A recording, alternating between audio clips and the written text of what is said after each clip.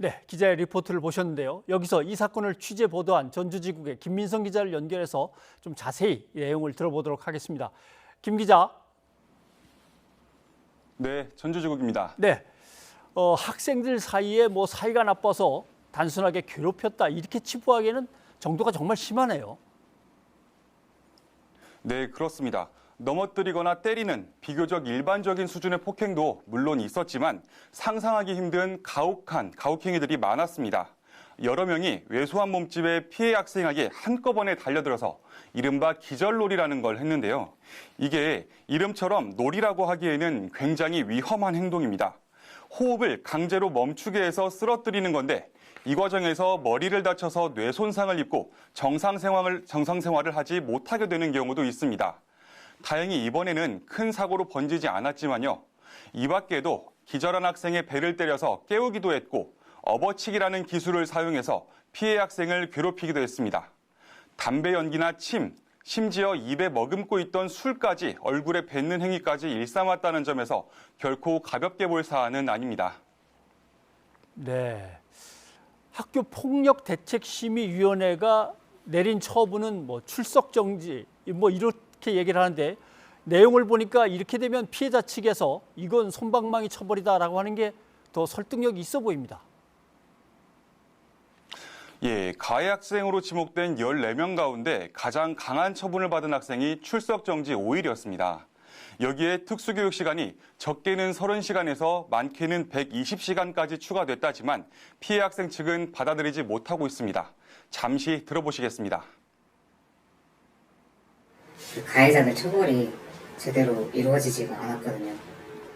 가장 큰 처벌이 출석 정지 5일이었고 뭐 아예 혐의 없음 이런 판결이 나온 애도 있고 뭐 서면 사과, 교내 봉사 이런 되게 가벼운 처벌들이 대부분이어서 학생들이 아무런 뭐 반성의 기미도 없고 그런 상태로 학교를 다니고 있는데 예, 가해 학생 중에는 애초 학교를 잘 나가지 않는 학생들도 있어서 사실상 처분이 유명무실하다고도 볼 수 있겠습니다.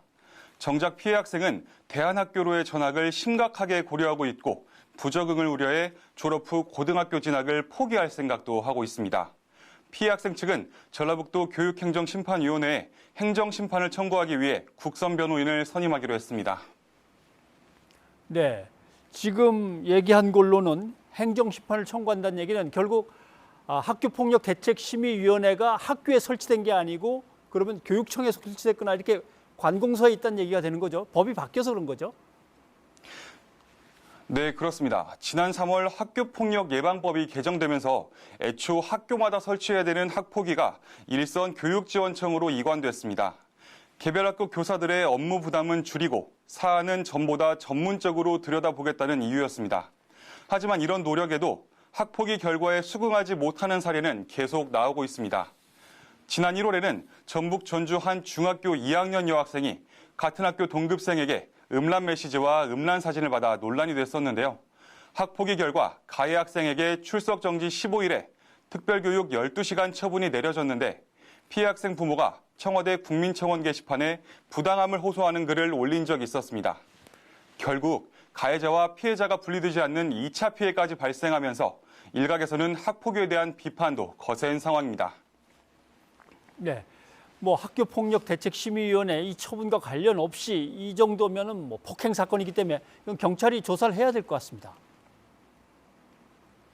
예, 그렇습니다. 전북 전주 완산경찰서에서 사건을 수사하고 있습니다. 경찰은 학생 8명을 폭력행위처벌법 위반 혐의로 입건했고 이 가운데 7명을 조만간 기소견으로 검찰에 송치할 예정입니다. 나머지 가해 학생 1명은 만 14세 미만의 촉법 소년이라 소년부 송치될 전망입니다. 그런데 모순되게도 이 학생은 학폭위에서 가장 강한 처분을 받았을 정도로 이번 사건의 핵심 인물입니다. 이 때문에 촉법 소년을 만 10살에서 14살로 정한 소년법 개정을 촉구하는 주장에도 다시 한번 힘이 실릴 것으로 보입니다. 그런데 아까 잠깐 나왔습니다만 학생들 대부분이 혐의를 부인하고 있다는 건 어떤 내용입니까? 예, 취재 과정에서 몇몇 사건 당사자들과 통화할 수 있었는데요. 저희가 접촉한 학생들 대부분 사건 자체를 부정하고 있었습니다. 사건 당사자들이 모두 미성년자라서 더 명확한 입장을 듣기 위해 수차례 보호자와의 연락을 시도했지만 닿지 않았습니다. 네, 김민성 기자 수고하셨습니다.